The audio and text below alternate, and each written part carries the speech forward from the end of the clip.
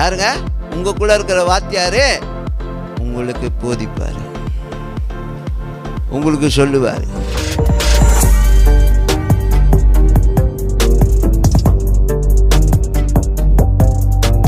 அழகாக தெளிவுபடுத்துவார்.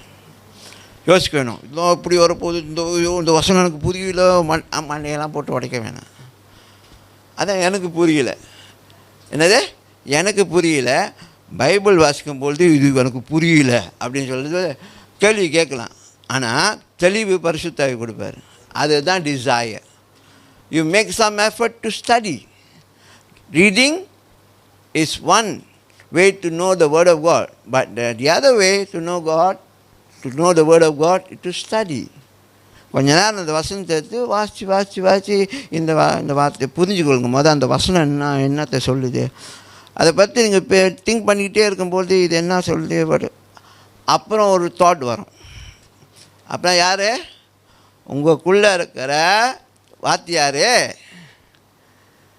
யாருங்க?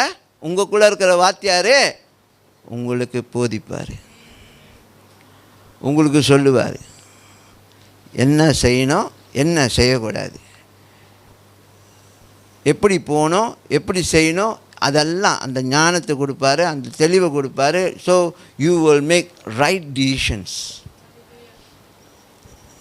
ஆமென், ஆமென்.